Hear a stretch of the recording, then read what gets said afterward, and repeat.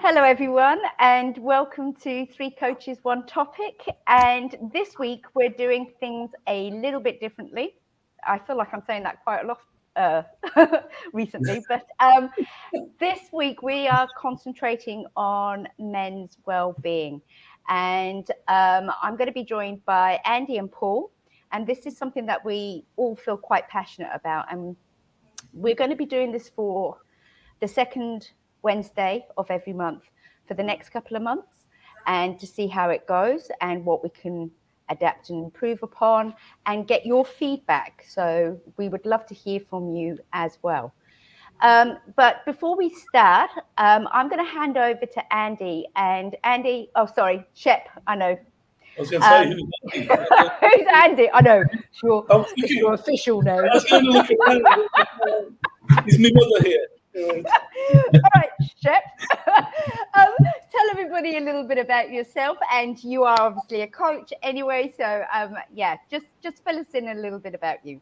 Yeah. So my name's Andy Shepherd, or Shep. I joined the British Army at about 14 and went into the Royal Army Medical Corps as a combat medical technician initially. Then following on from that, whilst I was in there was always a huge gravitas towards mental health issues and young servicemen and women being able to deal with their emotions, especially if they've been on complex and operational deployments.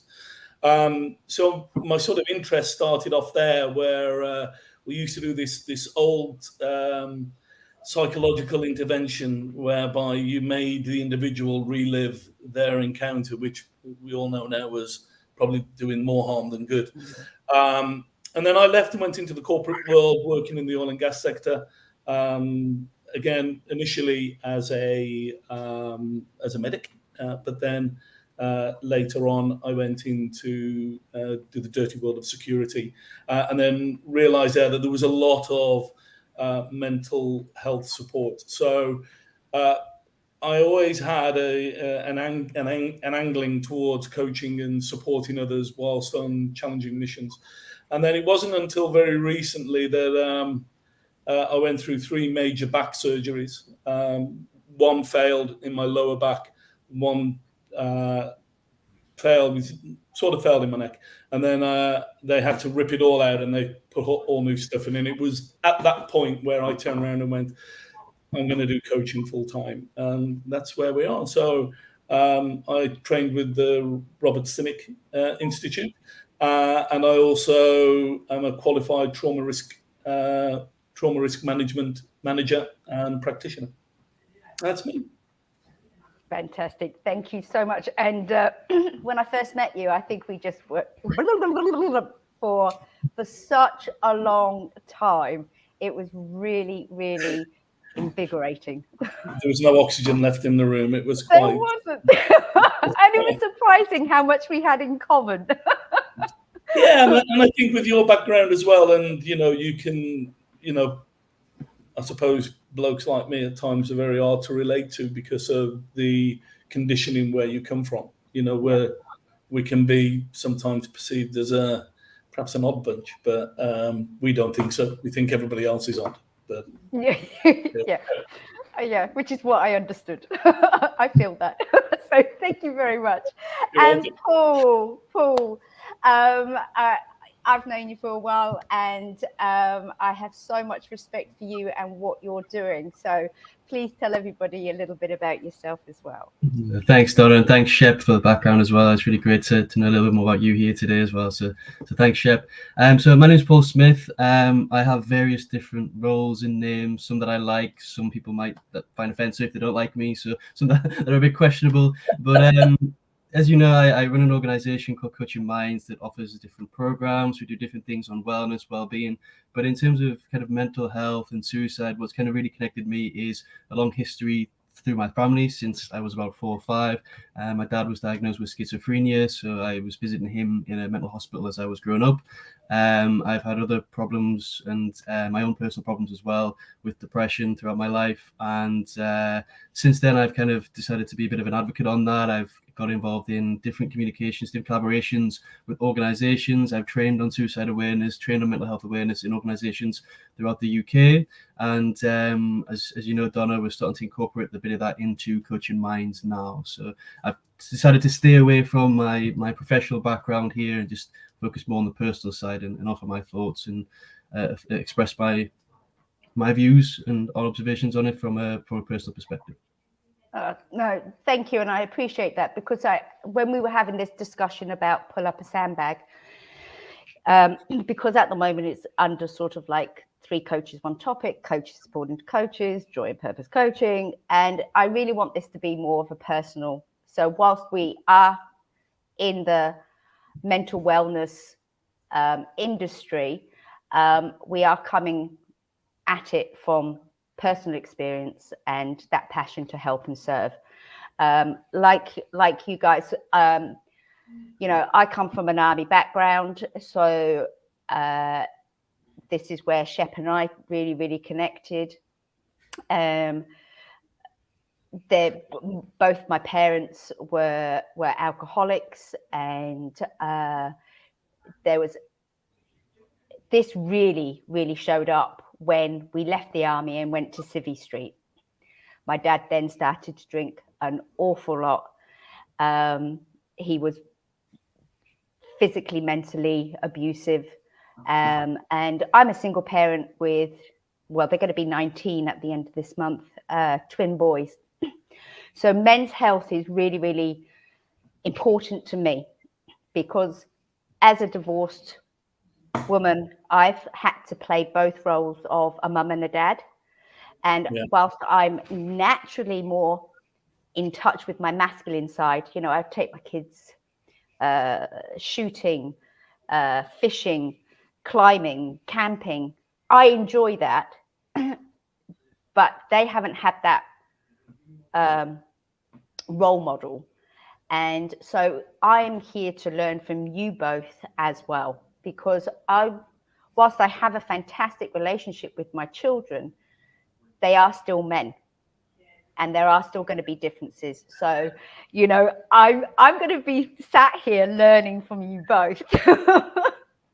Well, they say that men are from Mars and women are from Venus, don't they? So, you know, we are intrinsically different. Yeah, there we go.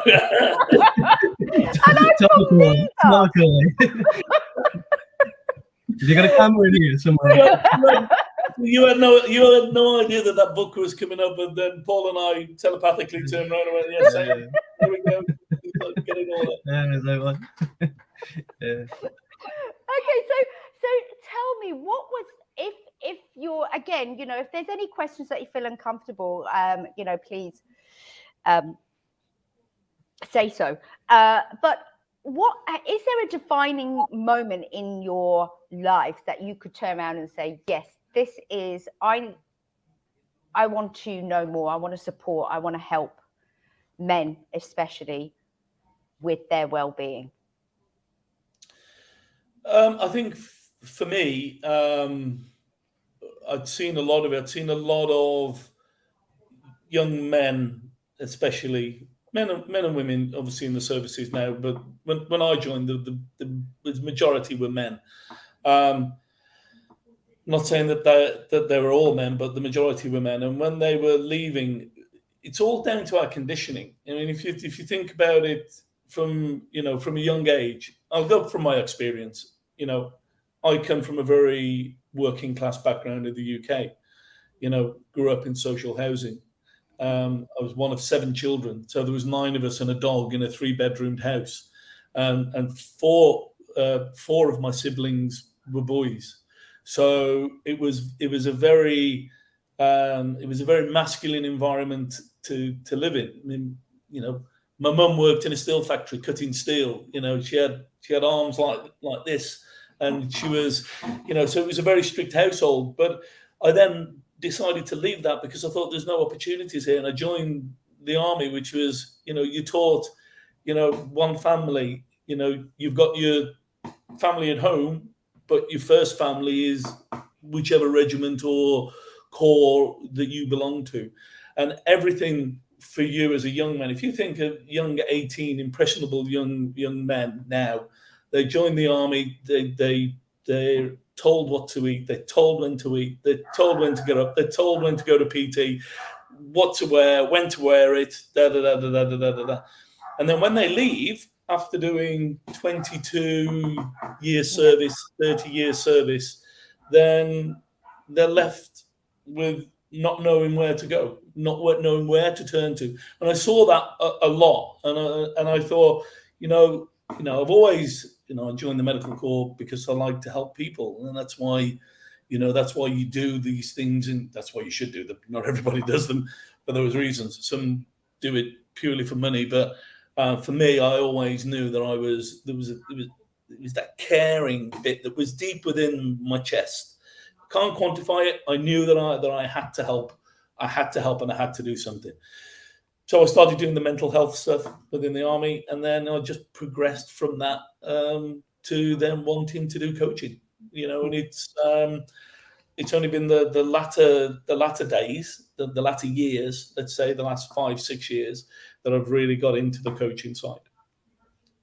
But definitely early on, when I saw all these broken men, I suppose, being left. You're a classic example of that, Donna. Your father left the service, and then it was down to your mother and you as kids to pick up the pieces. And we don't do that very well. Yeah, we leave it to you guys. No, you're right, because it's an institution. And then once you left into Civvy Street, even as an army child, as soon as I went into Civvy school, I sounded different. I acted different. There was chaos in the schools where I was used to that strictness and routine, and it was hard for everybody concerned, and especially hard for my brother, who ended up getting into the wrong crowds because we didn't have that support network. So my brother went off the rails, and I'm one of 6 as well. There must be something about army that have big kids, but there you go. So, Paul, yeah. What about yourself? So I think for me, it's similar to Shep. I've always felt that insight to help other people. I've switched career a few times throughout my life. I originally started in law because I wanted to get into law to help people, but then realized that actually I was naive and that actually the law is all about making money, and people weren't always honest in that sense. So I found it a little bit difficult. So then I moved into a different career in the water industry. But I think for me, it's just the kind of struggles that I had when I was growing up, and the questions that I had when I was growing up, and then going through my own stuff as well, and realizing what I was struggling with. And it wasn't until I actually came out my own problems, my own struggles, that I actually realized that I want to help other people a bit more. Now that I've kind of healed myself in a way, how do I help other people? And I looked at how I can bring it into the coaching. So I picked up coaching 5 years ago. We've got the Coaching Minds organization, and I think similar to Shep, it's only been over the last few years that I've really been an advocate for it, and I've started training within organizations. It's because you look in the coaching statistics, and the number of coaches in the world has gone up. There's hundreds of thousands of coaches around the world, but at the same time, there's mental health statistics are just on the rise, and it's gone up every year. And for me, it's how do we as coaches actually make a difference? Because I think we've had a talk off camera before around the fact that sometimes coaches are scared to go into those territories. There's this is a coach, this is all I can do. If somebody comes to me, they've got depression or anxiety, I don't feel like I can coach them. I don't think whilst a lot of the coaching schools, and we haven't got that in place right now, but it's something I'm passionate about putting in place, is how do we educate our coaches to be able to deal with situations if they have a client that has depression, if they have anxiety, if the client is suicidal. There's not a lot of that training in coaching programs. So for me, it's a passion of bringing that in and looking at how we can help our clients, and not just kind of that this is not my area, you need to go see a therapist. This is not my area, you need to go see someone else. But still act in the bounds of our competencies as well. Yeah, but as you said, there is a difference. I mean, because we can't group everybody under the coaching umbrella as who competencies or are ethical. So, there has to be some sort of way of regulating it, because if you've got somebody who may have the best intentions in the world, but if they're out to get money and they're having a client who may be having suicide and they haven't had that right training and they don't have that support system. Like Shep, you've got that support system. Paul, you've got it. I've got it. We can reach out to professionals and say, look, we're struggling here. Do you know somebody that can support? If you're just in it for the money, then you're not investing in that profession to do it ethically. But I just want to ask one question. And when look, so many people have gone through challenging times. Do you think one of the things is when we become coaches or working in this profession under the wellness umbrella is because we didn't get a certain amount of support when we were going through it? I don't know. I mean, if a client said that to me, I don't know. I'd say, yeah, but if you did know, what would it be? So yeah, I just fell right into that one. But for me, I don't think it would have mattered. I think that there was always something there that was in me that I wanted to help someone. So whether it was that I'd have gone down the route of coaching or I'd have done something else, I don't know. But it would have been certainly around helping other people and helping, and helping other, men, coming to terms with, the day-to-day stuff that they're, previously. Let's go back a few years. You can't think like that and you can't behave like that. Now it's, you can't now think like that. You have to behave like this. And I think young men especially must be getting really confused on, where they fit in this whole global society that we live in now. Because you can't be this, you can't be that, you can't be A, you can't be B, you can't be C. You've got to go by what the masses say. And getting men to talk and it is the first step, and being able for them to feel comfortable and safe and starting to get it out. But yeah, going back to your question, for me would have been, I would have always done something in coaching, whether it be coaching or supportive. Yeah. Paul? Yeah, so kind of similar to Shep, but I do feel, I've always had that incline to help people since I was little. Before I got into law, I wanted to be in the police force to catch the bad guys, to help people. I've always found that I've always wanted to help people since I was little. But I think in terms of the coaching and the mental health side, I think it's because I agree with what you're saying, but I think it's because I just didn't feel like I had that support system. When I was going through my depression, none of my family knew. I kept it from absolutely everybody. And I realized how self-destructive that actually was and how worse it made me by shutting myself from the world and keeping it from those that I love. And I think if I hadn't gone through that, then maybe, I wouldn't have got that awareness of what's actually needed in that situation and how actually by shutting ourselves off, we can amplify the pain and the suffering a lot more. So I think it was through that. I think I would agree with you, Donna. I think it's because I felt like I didn't have that support system. I felt like nobody understood me, so I was just, and it's maybe a little bit more passionate. Yeah, I also think it's a bit more complex. Well, from my perspective, I can only go from my experience, and I knew that I had a supportive network around me of. I served for 14 years. So I've got friends that I've known now for nearly 30 years, as it were. And when I left, I knew that I could have gone to any one of 2 dozen people and had the support and not been judged by them. They would have given me the support that they needed. But our pride gets in the way. And I, very much similar to you, Paul, I locked myself away. I depended heavily on alcohol. Where there's a huge increase in the uptake of alcohol and drugs, and a mix of the both. Even when the support network is there, and I think sometimes we feel. I certainly felt that, whether it's right or wrong, that my family was part of the problem. And I'm sure a lot of people feel exactly the same. Not saying that they were the problem, but at that moment in time, when you're in a dark hole and you don't know where to go, you blame everybody else apart from yourself.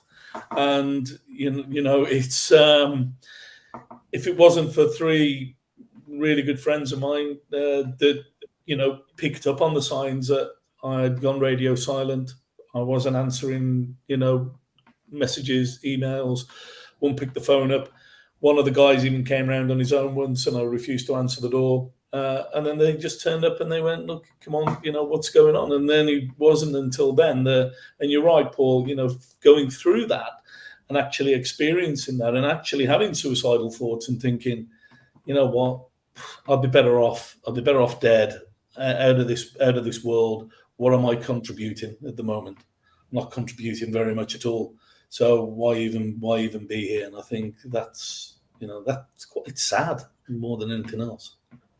But you had a community, and I think a lot of people who haven't been in the forces, for example, forget that it is a village. I mean, everybody looks out for each other. You might get on each other's nerves as well, but you have that community, that tribal connection, where a lot of times if you're in Civvy Street and you're working here, there and everywhere, and you live miles apart from each other, you don't have that.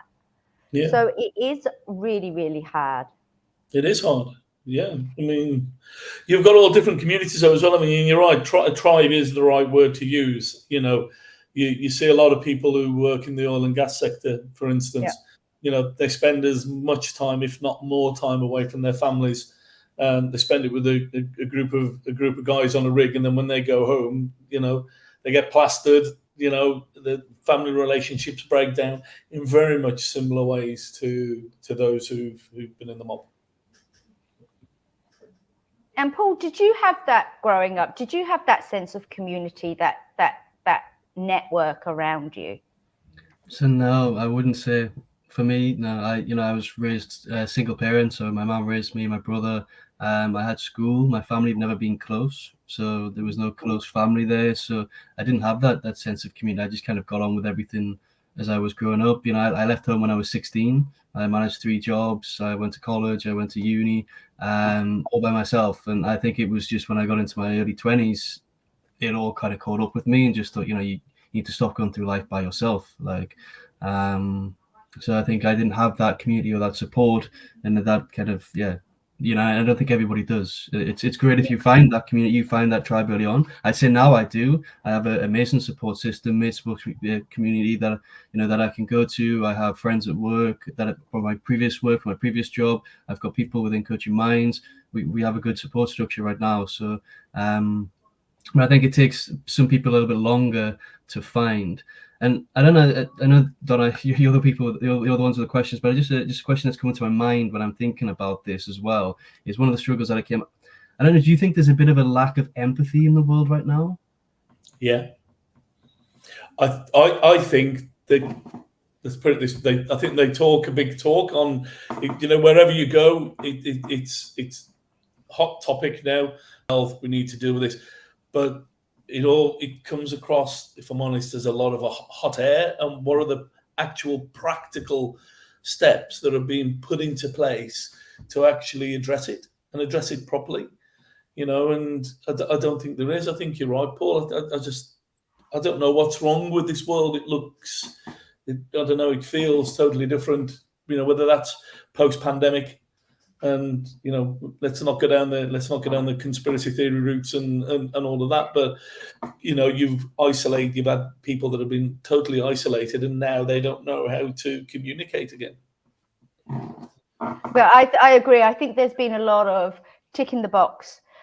This makes us look good. There's a lot of nodding, and they really, end of the day, don't give a shit. They still want you to turn up and do your job. And yeah. No, I agree. But I think, again, you know, there's a lack of resilience being taught, practiced at home, in schools, for children. Everybody's being spoon-fed. It is, I'm astounded the amount of people I meet who say they're professionals, and then, can you please WhatsApp me? No, you can go into the Facebook group and it's there. Yeah, but I'm busy. Well, tough. Yes. But everybody, what I'm sensing is there's a lot of instant gratification. Give it to me now. Spoon feed me. And there isn't that sense of getting out of your comfort zone, supporting others. It's, I'll support others if I'm getting something out of it, or if I'm going to look good, or hold on a second, let me take a photo, selfie, and put it on social media. I don't want to see that on social media. You're going to do something nice for somebody, do it. Yeah. We've lost a bit of the caring side of our natures. And I think, you know, everybody, as you're right, mentioning social media, everybody wants to be on social media.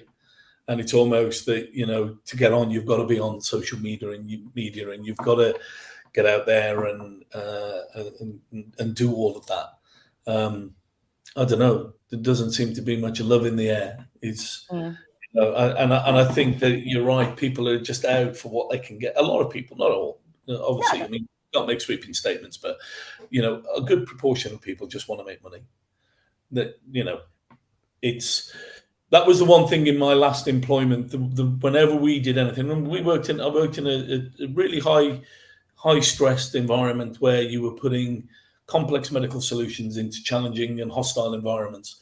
So invariably, you worked every day, you worked all weekends, you were there supporting individuals in the field. My first question on everything that we did, and I was an operations director, was, what's the impact on the individuals, and how is that going to affect their mental health? Because if you want to put something in that's going to save us $20 or whatever it is, and you're putting more workload onto an already stretched individual, then we're gonna have big problems. And that's when we sort of developed the trauma risk management side of the business in what we did, to identify that through a risk assessment and get them identified and into care and into the proper care that they needed. And, you know, that goes to what you were talking about earlier, Donna, is, you know, with the mental health professionals being able to get the 2% out and get them to the right care, and I use the word care, the right care at the right time with the right person, you'll be doing so much. It's amazing.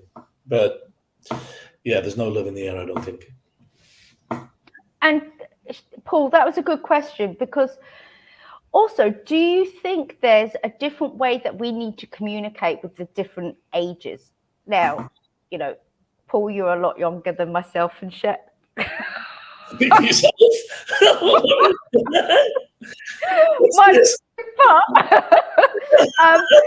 Is there a way that we can talk, you know, like how we would talk to people of our generation? There is a different approach. Have you noticed that? Or, you know, are men just, is there a right way or a wrong way of communicating if you need support?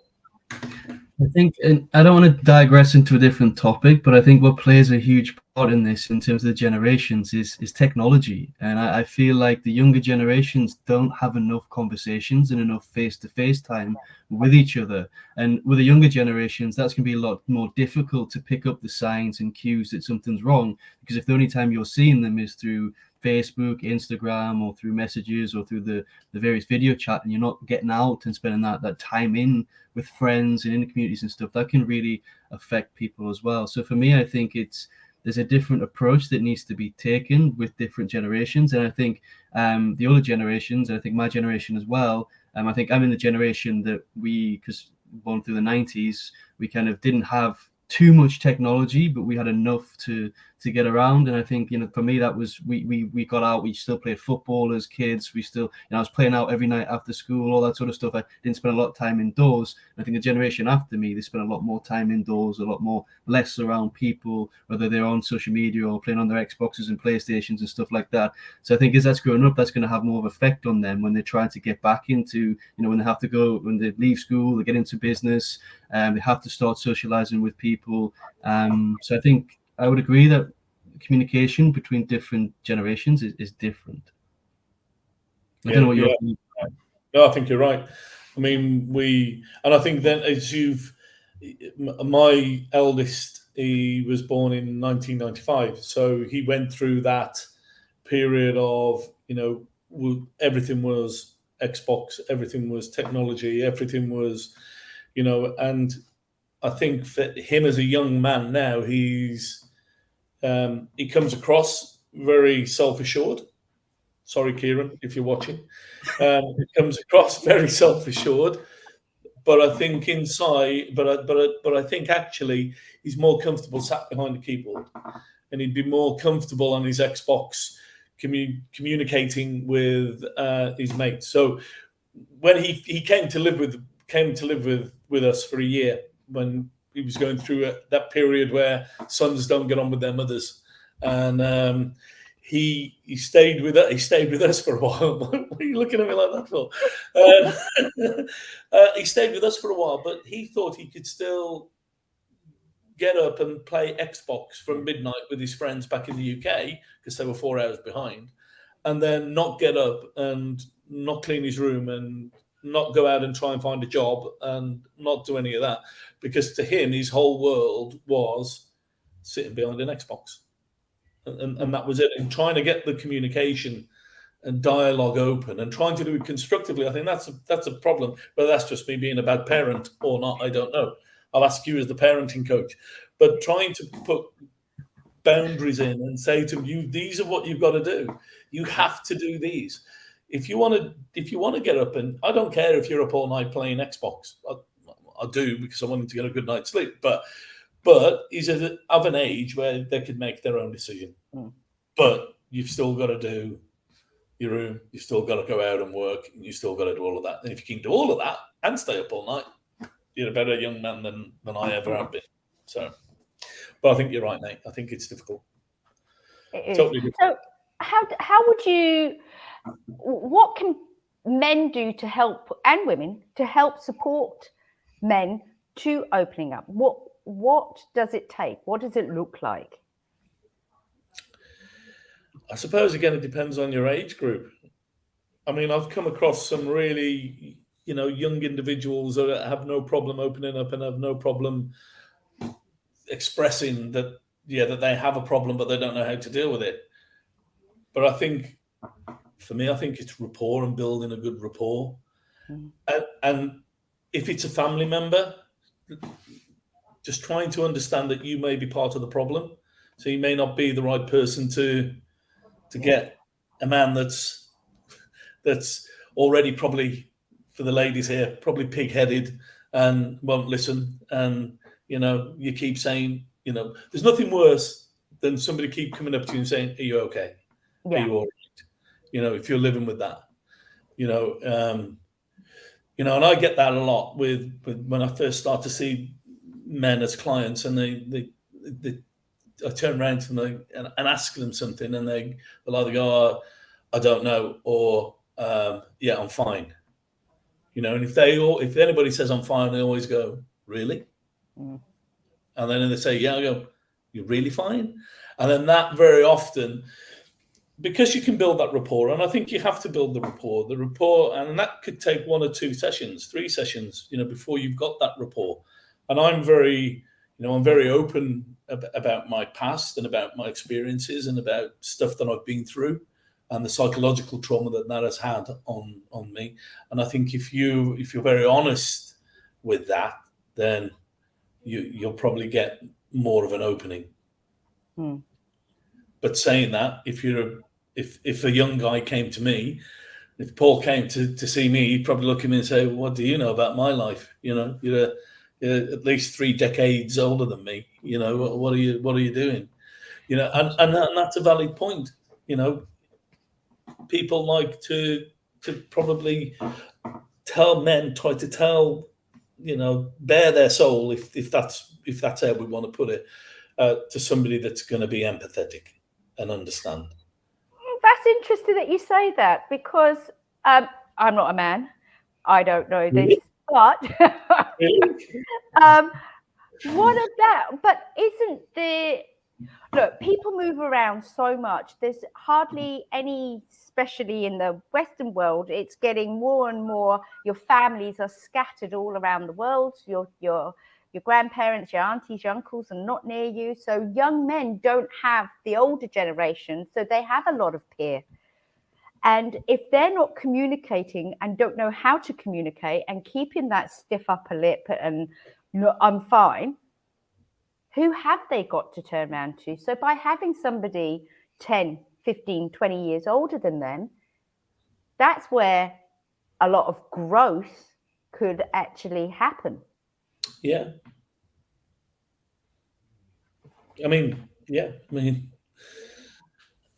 it's a toughie one, isn't it? You know, I mean, it's also that the coach not coming across in the right manner, you know, and not coming across as condescending, and not coming across as, you know, I know everything and you know nothing. You know, it's almost like you've almost got to be on an equal. You should be on an equal playing field. Getting them to feel relaxed and being able to. Each case is going to be different. Getting them to open, and as soon as you can get that first bit of, okay, this is the issue that I've got. Okay, and what else? And what else? And then once you start down that, and they can feel that they're actually going to achieve something by seeing you, I think that's when it all starts to become good. But I don't think it should just be in a coaching relationship. What I'm saying is like men going out and having friends from different ages. It's healthy to, you know, you kind of being the big brother, but then the little brother, and, you know, having a father figure around you and an uncle figure, with all these experiences and so forth. What do you think, Paul? So now I think you make a really interesting point. And when you first asked the question, I was thinking, going from the coaching perspective, I was thinking of the encouragement and the importance of young coaches. I see a lot. I've had a few conversations with coaches who, you know, say you have to be a certain age, but coaching doesn't discriminate. You know, young coaches helping young people is absolutely fantastic. So I think the younger generation can help the younger generation if they're equipped with the right skills, they have that empathy, and they have that want to help other people. They can start at a young age. But I think you make a really good point, Donna, and it's just thinking, where in their life, if they don't have that, where can they get that from? Where's the access for that? You know, is it with businesses? Do businesses need to step up and do a little bit more? Because you generally have a wide variety of ages in businesses. Is that a place for them when they start their career and join?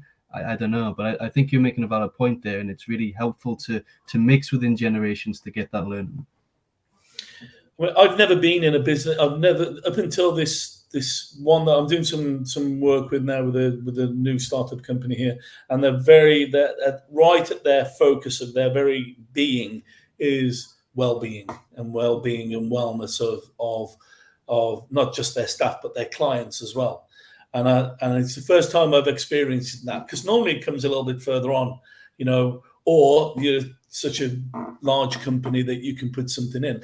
But I think it's a bit of everything, Paul. I think, you know, when we were growing up, well, I know when I was growing up, you know, you had youth clubs, you had community centres, you were encouraged to get out and communicate and be able to communicate with your peers.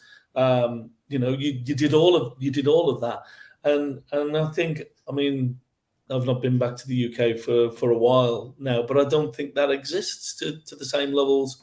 And I think that we'll be reaping the benefits or non-benefits of that for a long time to come. Because you know, I don't know what it was like for you, Donna, but my mum was like, get out of the house and go and do something useful with your time. But I think groups, whether they can get into groups and things like that, and social groups, and I think we're a bit different here in Dubai, because it's still very much focused on getting out and doing stuff. Yes, there's money attached to that. We get that. But if you talk to the younger generation here, you talk to the younger generation here and the same group in the UK, you'll get a better conversation from the group here. They may be really opinionated, and that may drive you up the wall, but they'll be able to hold a conversation, and they'll question, and I think that's great. And I think having children should question. They should be turning around and going, what children and young adults. Let's say to young adults, and I think they've got I think they're better equipped now. There's a whole raft of other issues that we deal with being in the Middle East that we don't deal with elsewhere, and that's something that addition that we can talk about another time. But you make that point about the UK and here, for instance, and Paul, correct me if I'm wrong, but you still get a lot of dads that will be the football coaches or cricket or doing those sorts of things. Here, you don't see it that often. Mm-hmm. I mean, you don't even get a lot of mums who will take kids to birthday parties. The maids take them. And there's a lot of disassociation now. So having that community. Sorry. Yeah, sorry, Donna. I think you're right within the UK. There's that father-son bond, daughter bond, doing that there. But I think that as a group of people getting out here, there's more opportunities here for them to interact with their peers than I think that we do at home. I think. Anyway, I mean, yes, there is more interaction with their peers, but there's not a lot of interaction from the elders, which is once you get older, this is where we start talking about our feelings and setting healthy boundaries and being those role models. And sometimes our parents aren't the best role models, and we need that neighbor, we need that uncle, or as long as they're safeguarded. Done the old check, but we just don't have that anymore. No, I mean, we follow what we see, don't we, as kids growing up. It all works out really well if you've got a loving, caring family that is engaged. Look how many are not. Look how many young boys grow up thinking that it's okay to beat a woman, because that's what they see their fathers doing, and that's what they see, and that conditioning, is they don't see that there's any wrong in that. They don't see there's anything wrong in either being a racist or a bigot or whatever. It's their conditioning, and if it's great if we had a great loving, caring family and society, but I'm not sure we do anymore. I think we do. I think it's just a bit lost. And, as I said, people have got desensitized and got very egocentric, and it's all about them and what they can get out of it. But, the more you put yourself out there, the more people you're going to touch, and hopefully they will pause and go, this is what was missing, that communication, that community. So just on that, Donna, because I think you make a really good point, and I'm just trying to tie in a little bit of coaching here as well. And a few coaches have shot me when I've said this, but I think one of the biggest problems right now, one of the biggest factors that's playing towards this is this concept of self-love. And everybody's going around loving themselves in a way that's not correctly educated, in a way that they've actually become selfish. I'm choosing me, I'm choosing me, I'm choosing me. And okay, you need to have self-care and you need to take care of yourself, make sure you're better, but to give and serve other people. Some people just get caught in this. I've seen people, through communities and things, they've been self-loving for about past 4 years. It's like, okay, now when is it time to go to somebody else? Like I gotta choose a better choice of words there.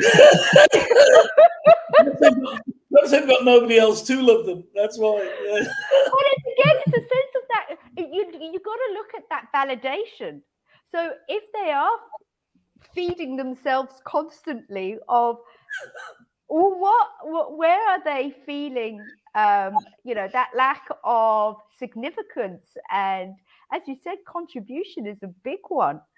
But I agree, there is a lot of, I see a lot of people as well when they're starting to talk about building a coaching business. And, you know, when you start any business, you could do 19 hours of work, get into bed, get up, go back, and your self-love is out of the window to that point. You've got to think about self-care. And people are turning around and going, no, I'm doing self-love. I need space today. I'm going to bed.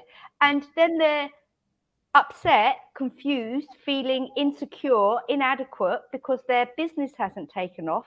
And I'm like, well, how much time have you spent on it? Well, I'm only doing 5 hours because I need my space. I need to get out in nature. I need to go to the spa. I need to do, and I'm like, well, it's a choice. There are times that you are going to struggle to come through the other end. Sorry, I just spat at the screen. And I think you make a really good point, Donna. I think you make a really good point because they affect themselves, but it also affects other people as well because they're actually shutting themselves off. If people want to go to them for support, I'm not helping people right now. I'm busy focusing on me. It kind of cuts off and it starts to reduce the amount of help that's available out there. And I think us as coaches, not ourselves, I don't know how much I don't like to preach the whole self-love thing, but I see a lot of it out there and it's not educated really well. And we're out there promoting this self-love in a way that we're making people selfish and thinking too much about themselves and not giving to other people. Shep, I don't know what your thoughts are on that. I couldn't agree more. I have 10 minutes, perhaps 20 minutes a day, just to, as long as I get that, where I can sit down and I can unwind. We were laughing. I'd forgotten how, I thought I'd do something different. So I got a jigsaw puzzle. And I've not done a jigsaw puzzle for 40 years probably. And I'd forgot how hard jigsaw puzzles are. And rather than get a nice easy one, I decided to get one of the Cashel Neuschwanstein in Germany, which is very dear to my heart because I used to go there all the time because I was stationed close to it. And it took me like 6 hours, and I haven't even got the outer border yet. But it's there on the table, and I just, rather than I'll do some meditation, and then I just go up and I spend a little bit of time just for me, just doing that, put another couple of pieces in, and then I go away, and then I get on with my life and do everything else that I've got to do. Yeah. I can't be doing all this. Too much self-love. I think you're right, Paul. It makes people overtly selfish. It does. And we should be in a game to be helping people. That's why I think we should be. We become coaches, or we become people that want to have an impact on whatever that is. Yeah, but it's about that dialogue and how people can take and misinterpret self-love, self-care. And there are boundaries again with absolutely everything. Absolutely. So if somebody's struggling now, whether it's a man or their partner, their mother's watching, or their wife, their daughter, what's the best way to ask that question instead of saying, how are you, or what's wrong? Because you'll get that every question we ask that starts that way, there's only going to be one or two answers to. So what's the best way for us to ask? I mean, I look at the individual, if I'm honest, and just try and gauge what they're like. And I often say, what can I do for you today? Rather than how can I help you? What can I do for you today? And then if they I can also sometimes say, what's the one thing that's really keeping you up at night? To open that door, to open that dialogue. And I think that just seeing how the individual, what their demeanor is like, because some you can turn around and say, how are you doing? And they'll tell you, but others will be a little bit more, and invariably it's, I don't know. If I knew, I wouldn't be coming to see you. That's always a curveball that some people will throw in, and I'll go, well, okay, I know that you don't know, but if you did know, what would it be? Yeah. And then that spurs them wanting to say something. Yeah, great. And Paul, what about you? What do you think? So I think it's about just being curious. For me, I think curiosity comes a lot, and maybe you don't have to constantly ask the same question, but just find out, Yeah. how they've been doing, what they've been up to, how they're feeling, all that sort of stuff. And one thing that really stuck, and at first I was a bit reluctant when I went through some suicide awareness training. One thing that really stuck with me was, and it's what we teach as well, is say what you mean and mean what you say. It's one thing that Yeah. really stuck with me. And it's not about, sometimes if people are in that space, you've got to be direct in a way, in a nice way, and not kind of beat around the bush or use words. Or so sometimes what we can say can really make the situation worse. For example, a lot of people can fall into the trap of saying, you're not thinking about doing anything stupid, are you? And whilst they have good intentions to say that, saying that actually minimizes their feelings. So a lot of us feel uncomfortable to ask that, but if we actually ask, have you been having suicidal thoughts? Are you thinking about suicide? You're saying what you mean, and that means they can answer the question, right? You're not minimizing it, you're saying what you mean. And the other side of that is mean what you say. Is if you are promising to provide support or to signpost someone, or that you're going to do something for that person, then do it for that person. Follow up with it, mean what you say you're going to do. So that's one thing that really stuck with me. And I think the other tip that I give is sometimes it doesn't need to be words. Just do an act of kindness to that person and they'll open up. You go around, you take something around for them, you cook them a meal, or you buy them a takeaway or something like that, whatever you can for that person. As you mentioned earlier on, Andy, when people come around to your house, just the act of kindness can get you to open up. Absolutely. And I think you're right. I heard a great saying this week that was somebody was having some struggles, and the coach that they were seeing turned around and went, imagine your life in a theatre, and don't be on the stage, be up in the wings, and look down at the whole process of that, and don't be angry, but be curious. And I really like that, and that curiosity of delving into it and learning it out. And I just thought that just sums up how we should be, especially when you've got angry clients, and you can't get. We've all had them, I suppose, but some of the male clients that I've had, when I turn around and say, do you really want to get rid of this anger? Because you're coming across like you actually really enjoy it.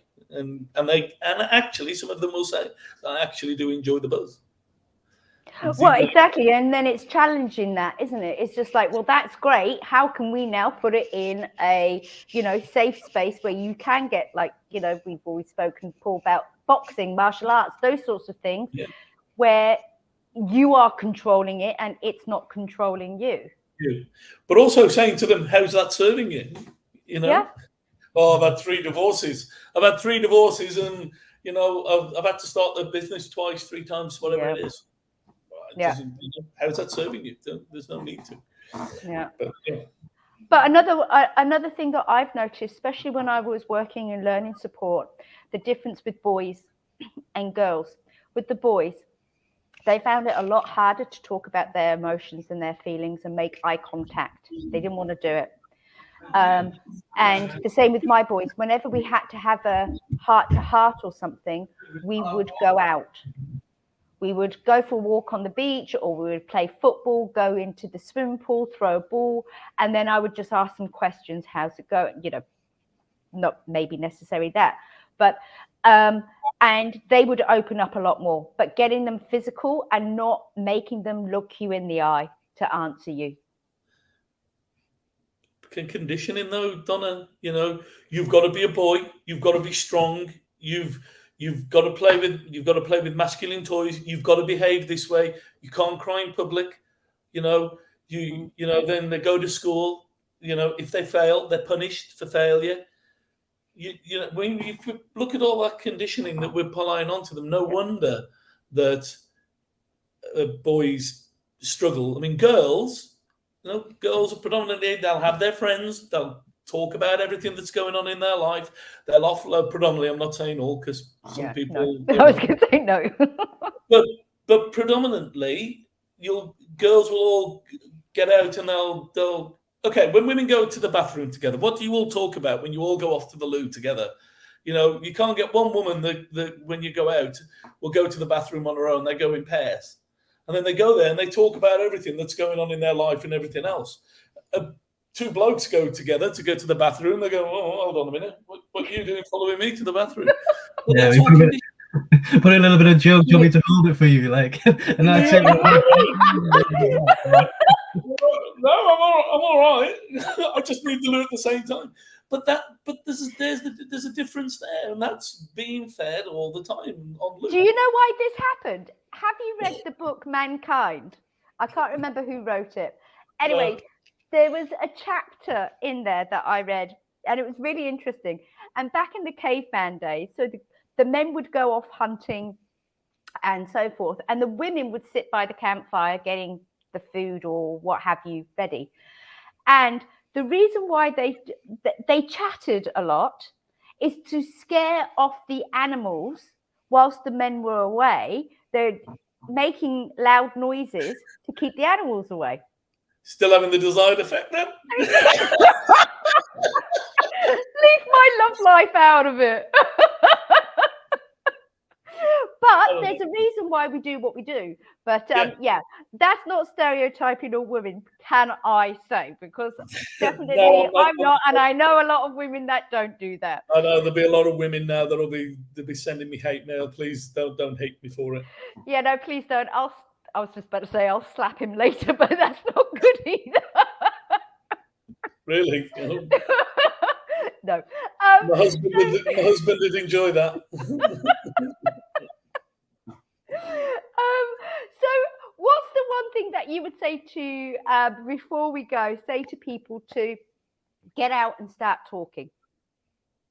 Any tips? Get out and start talking. Just that. Just come on, just be curious and checking in on how you're doing. If you've not heard from somebody for a while and you may have some concerns, just reach out to them. I've not heard from you for a while. Do you fancy coming for a coffee, or do you fancy catching up? Let's have a proper catch up. We haven't had one for a while. Just reach out and be kind. Yeah, great. Paul? Yeah, no, following on from Shep, I agree with that. And I think what I'm trying to do personally myself now is, instead of message people, just give them a call. I feel like we've got into this bad habit these days where we have to text before we call somebody. We have to get permission before we call somebody. We have to text before we knock round.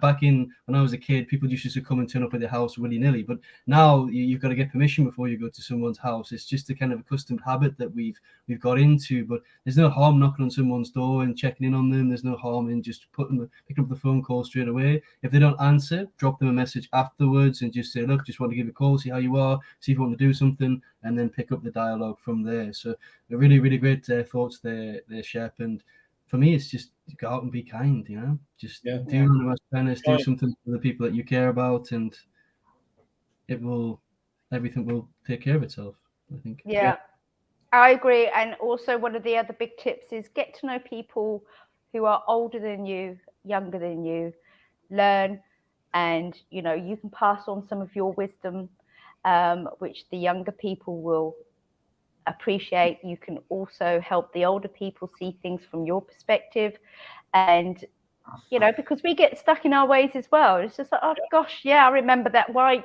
Yeah, I forgot about that. And you bring a lot of joy. So just reach out and talk and communicate, and it doesn't have to revolve around alcohol, just going for that walk, or, grabbing a takeaway and having a chat at the beach, or, in the park, or what have you.